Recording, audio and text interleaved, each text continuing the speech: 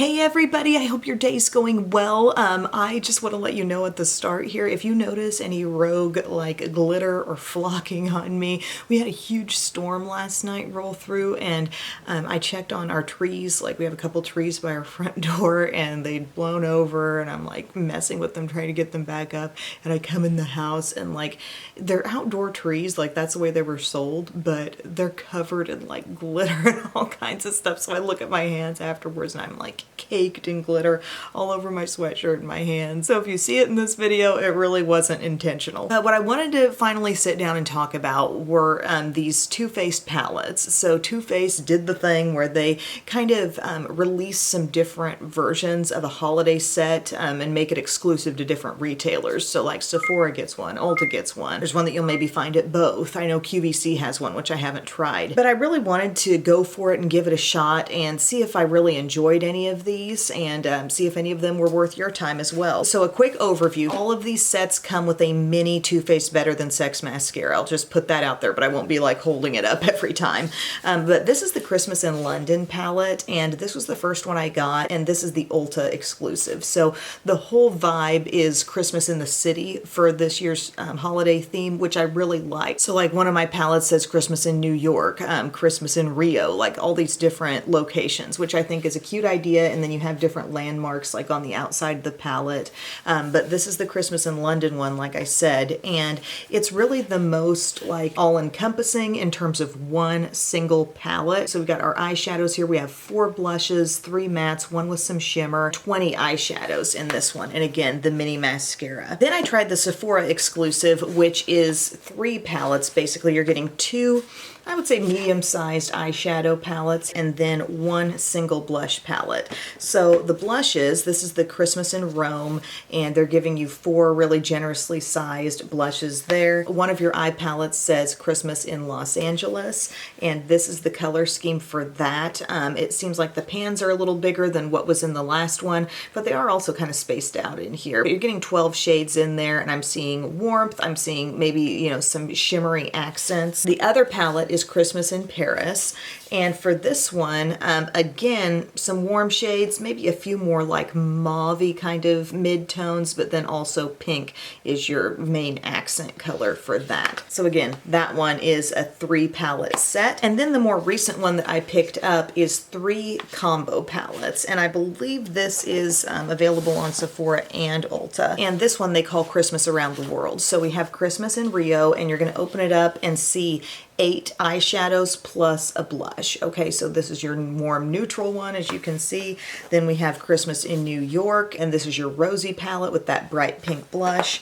And then also we have Christmas in Sydney, which has more of like a highlight shade over here, and then this kind of like rich, almost makes me think a little bit more of a jewel tone mix. So going back and getting a little more in depth now, of all these palettes, my favorite one actually turned out to be the first one that I tried, and it's the Christmas in London set. This is the one that I'm wearing today on both my cheeks with the blush color and the eyes with my eyeshadow. And I just felt like this one had the best variety among the eyeshadows. I didn't feel like there were any particular shades that I struggled with using. Everything seemed to be the quality I would want. Granted, there might be a couple of these shimmers that I prefer to apply with my finger, but that's not really because they're not good. It's just that's how I best like to achieve the look. But I enjoyed the fact that they put in some splashes of kind of like lilac shades, some cooler colors, some warmer colors. We have an olive green, copper, burgundy, peach. It's the palette that I can go to and be pretty confident that I'm going to come out with a different look every time. And then I also adore the blushes. The blushes are kind of honestly the strength of this whole operation. Like, they did an amazing job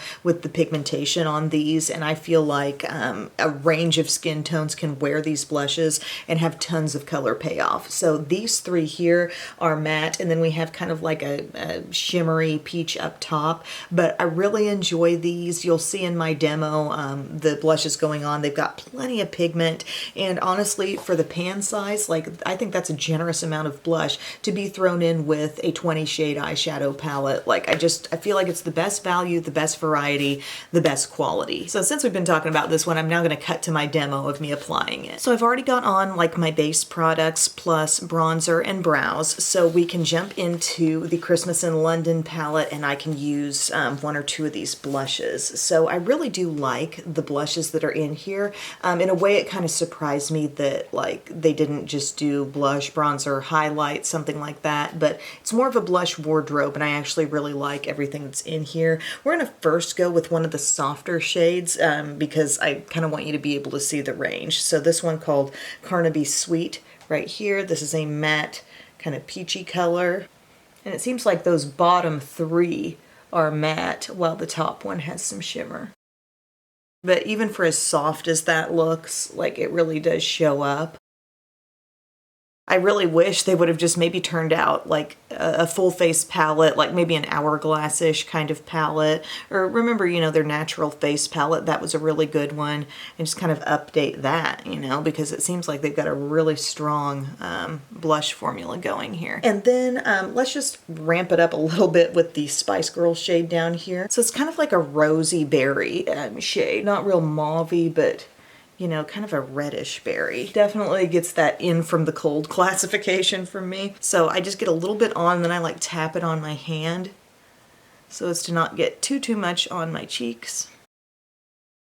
And boom, there we go. I love that look, and then you can get an even more glowy look if you would use that top one, but I definitely enjoy the blushes in this palette, and I'm going to go on and show you just a highlight getting added to this, just so when you see me in the video you can understand like that's where that glow came from. I'm using Let's Bolt. This is my full size from the balm, and I'm just getting a little bit of this goldeny highlight, which, as I've said before, you put it on, it looks like kind of a golden streak, and then you buff it out and it just looks like glowing skin. I love it. I definitely have been enjoying it more than I thought I would. Whatever's left on the brush gets dusted around. Then we're going to move on to the eyes. And this palette, I feel like, gives us some of the best variety in terms of one palette that they've put out that really gives you the range you would want and the light to dark mix. I'm going to start out with a little bit of a pinky peachy shade in my crease, this Piccadilly Thrilly color. I'm going to put that right in here. Then I'm going to add the shade that's right below that. It's a little bit more like a, I don't know, a medium warm brown. I'm going to add that to my crease as well. It's funny because this was the first palette that I picked up, like online, the first one I ordered, and it really turned out to be the one I liked the best. Next we have like our deepest shade down here. I definitely want you to see that. This is kind of like a deep brownish plum. And it might have a hint of a satin finish. And I'm going to add that to my outer corner. I'm kind of flipping my brush to make sure it gets in the actual crease. And then we just take that first brush that we used to get all the crease colors in there and we blend. And that shade blends super easily into what was already there. Again, we're pretty much working with matte so far. Even this shade, while it might have a bit of a satin finish, it really kind of works hand in hand with the mattes really nicely. And I just feel like it blends out to nothingness really, really well. And then I'm going to take this shade up here called Figgy Pudding, and I have used this with a brush before, but I'm going to use it with my finger today. It's a shimmer, and it's got kind of a lilac thing happening with it, and I'm just gonna have that control of my finger to pat that on here. And it's not super bold, but it doesn't look tacky or really like Flake City kind of shimmer, but it looks so pretty pairing with those shades, both the warmth in the crease and the deeper plum that's on the lid. There's also a really pretty matte lavender in this palette too. So I just love that kind of glowing lid that we end up with there. And then this one right here, this Too Faced at Carnaby, it's like a really light pink with shimmer. That I'm just using this little Profusion detail brush, and I'm taking that around my inner corner. And it's just a pretty palette because I look at it and I think of all these other shades that I would really want to use as well in other looks, like this burgundy shimmer, the copper, the olive green, this shade here. You don't feel like you've used it once and exhausted all the options, right? Then I'm going to just take this shade up here called Tea at the Ritz. It's kind of a taupey brown, like a really cool brown. And I'm just going to softly apply that to my lower lash line. I'm not going for like a really dark look. I'm actually kind of shooting for a bit more of a delicate look, you know? So I really like that soft definition that that shade gives. And that would also be a cooler, like started out in the crease option too, that shade. So I finished off the look with a little black liner. I threw on some lashes. The lip color that I'm wearing today is, let's see, it's my Charlotte Tilbury Superstar Lips in Pillow Talk. So that's that nice, like really shiny looking formula that you might have actually thought was a lip gloss on my lips. But no, it's a lipstick that just has a really emollient feel and shiny finish. So yeah, that's kind of my palette pick here, but I'm going to continue on and I'm going to explain the other ones to you as well. So the Sephora set, that was the 2 palettes, and then the individual blush palette. The blush palette, first off, like no complaints. I really liked this, honestly.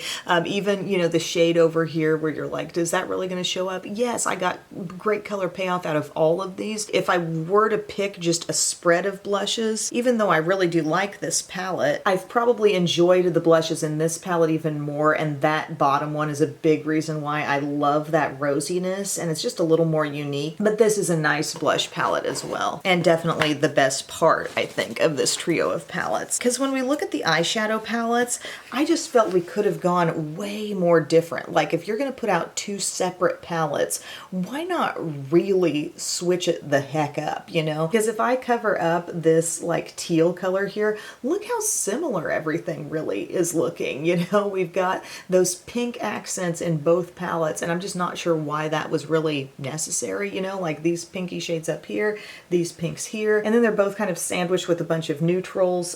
This one doesn't even get nearly as dark as I would have hoped it would with all these shimmer. I feel like we only get as dark as like a mid-tone overall. So that was a little disappointing. And again here, it's not that I hate the palette, but it's just more of like, okay, you're gonna invest in something that gives you 3 separate palettes. Wouldn't it be great if one went way in this direction, one went way over here, or at least maybe make the accent shades something a little bit different? So while you're not gonna hear me crocking too much about the actual quality of the eyeshadows, because I feel like I was able to get some decent looks with it, it's just, you know, you got to make a choice. You're making a choice with how to spend your money, and I would always veer towards something that gives me like the best value and the most variety. I'm not saying a makeup lover would like get this in their hands and say, oh, I just don't like that, you know, because it can still be fun to use. And again, I like their entire theme this year. I love this Christmas in the city, Christmas around the world type of thing.